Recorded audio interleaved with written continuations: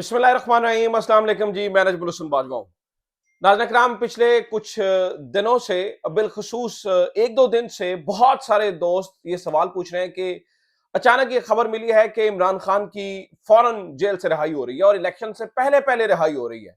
और कुछ दोस्तों ने तो उसके ऊपर तारीख भी दे दी है, यानी कि 15 तारीख से पहले पहले ये रिहाई मुमकिन हो रही है। असल में ये बात इमरान खान के जो मुआविन रहे हैं, इमरान खान के केसेस लड़ते रहे हैं, ये बात और खबर एक्चुअली एडवोकेट अजहर सदीक साहब ने दी कि इमरान खान की जो है ना वो फौरन रिहाई हो रही है।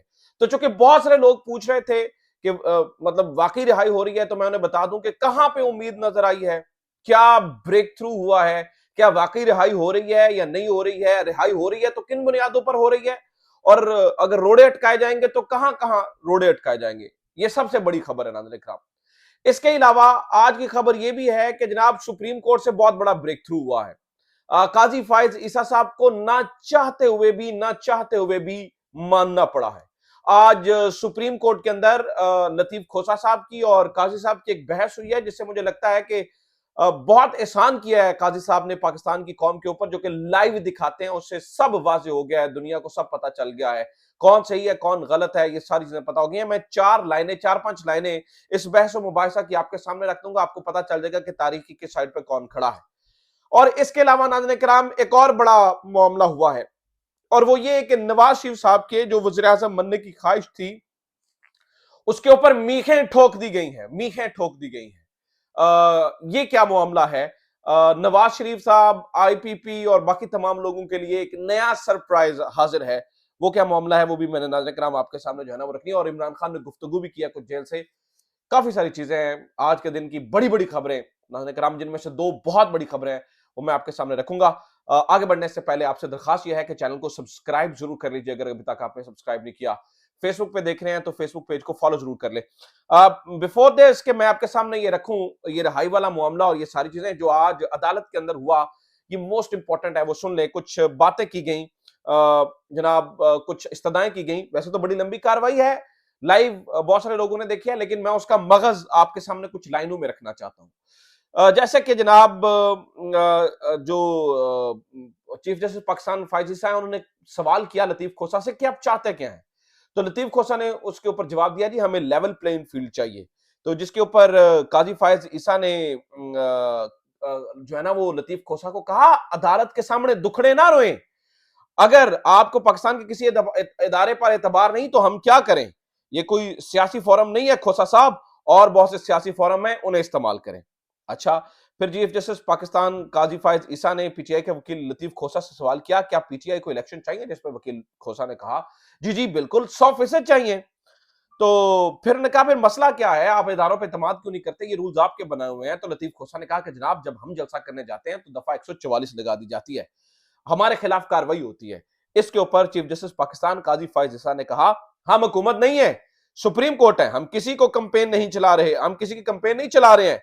दफा 144 और एमपीओ सबके लिए होगा, सिर्फ पीटीआई के लिए नहीं।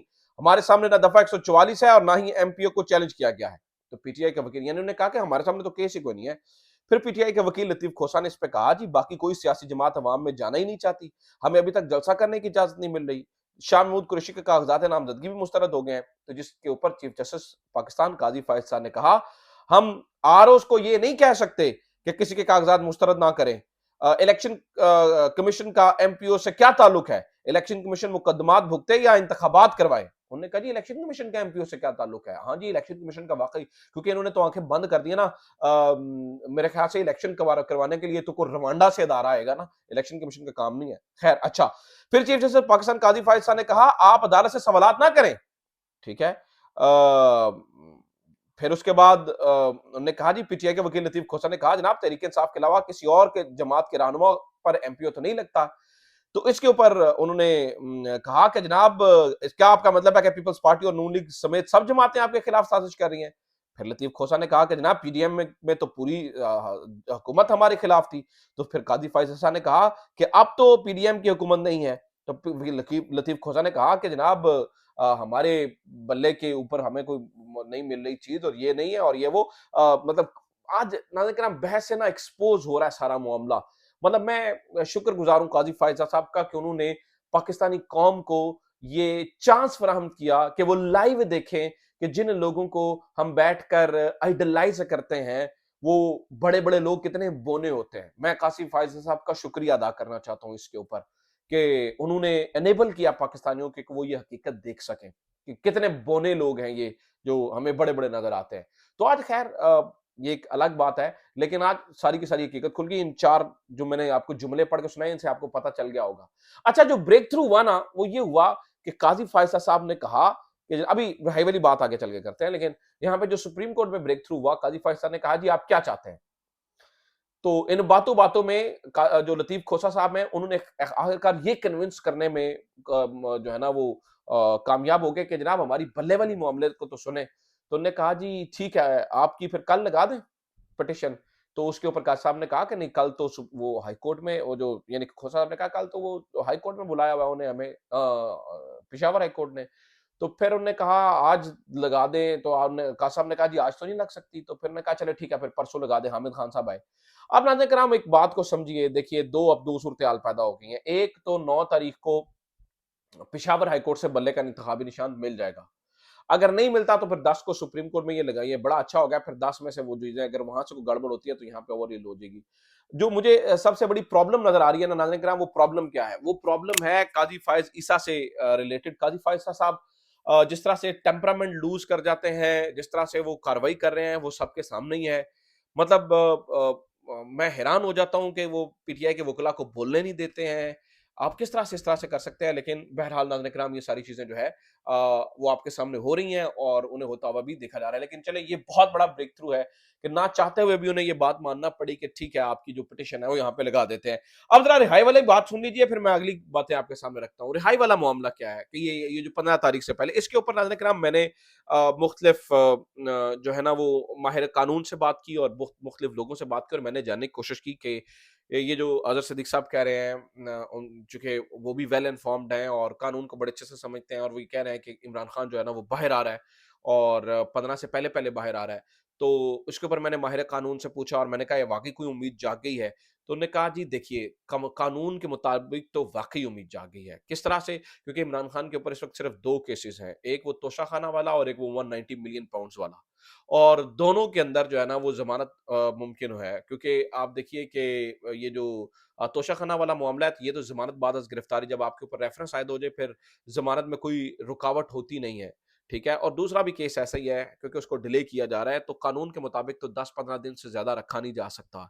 10-15 दिन के अंदर-अंदर जो है ना वो आपको इमरान खान को ज़मानत देनी पड़ेगी और फिर बिलख़ुसूस ये तोशाखाना वाले मामले में अगर आप ज़मानत मुस्तरद करते हैं, तो आपको फिर बड़ी कोई लीगल ग्राउंड्स और बड़ी मतलब ज़बरदस्त ग्राउंड बनानी पड़ेगी, जो कि इस केस में सिरे से है ही नहीं है। तो कानून के मुताबिक तो येस, कोई चांस नहीं है इमरान खान को जेल में रखने का। लेकिन बात यहाँ पर कानून से रिलेटेड नहीं है। बात मसला ये है कि 9 मई के इतने सारे केसेज़ हैं, किसी किसी एक में गिरफ्तारी डाल के दोबारा गिरफ्तार किया जा सकता है। इलेक्शन से पहले बाहर आने नहीं दिया जाएगा। तो जो अज़हर सिद्दीक़ साहब कह रहे हैं, वो ठीक है, कानून के मुताबिक तो वो बात दुरुस्त कर रहे हैं।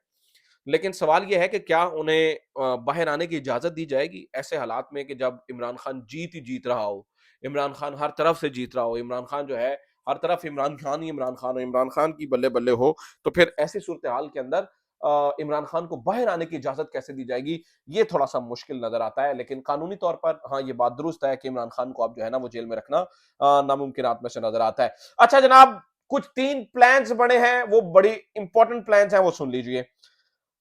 एक प्लान नवाज शरीफ साहब की ख्वाहिशात को चौपट करने के लिए बना है। वो प्लान एजाजुल हक की सूरत में सामने आया है। एजाजुल हक इमरान खान के बड़े हलीफ थे, किस जमाने में पीटीआई का परना भी अपने गले में डालते थे। अब ये पता चला है कि वो एंटी पाकिस्तान मुस्लिम लीग नून लोगों को इकट्ठा कर रहे हैं। देखिए, नून लीग ये जो आईपीपी बनी, ये भी प्रो नून है, या और भी जितने धड़े हैं वो सारे प्रो नून हैं, लेकिन एंटी नून लीग वोट चाहिए अगर आप कुछ लेना चाहते हैं पंजाब में से। ठीक है? तो नून लीग तो ऑलरेडी सारा कुछ कर रही है, तो एक नया ग्रुप बन रहा है जिसमें इंडिपेंडेंट्स को और छोटी छोटी जमातों को मिलाकर एजाजुल अक़सा मैदान में आ रहे हैं, जिसमें वो ये दावा कर रहे हैं कि हमारे पास 25 के करीब इलेक्टेबल्स हैं। और वो 25 के करीब जो इलेक्टेबल्स हैं, वो बड़े फैसले कर सकते हैं, वो बड़े-बड़े हुए फैसलों को पलट के रख सकते हैं। तो कहने का मतलब ये है कि 25 सीटें इस वक़्त एजाजुल हक क्लेम कर रहे हैं कि वो अगर इमरान खान के साथ कुछ भी गड़बड़ होती है, यानी कि उनकी पार्टी के साथ, तो यहाँ से 25 सीटें वो निकालने की सलाहियत रखते हैं। ये नाज़रीन किराम अब मुक़तदरा के प्लान दर प्लान दर प्लान होते हैं।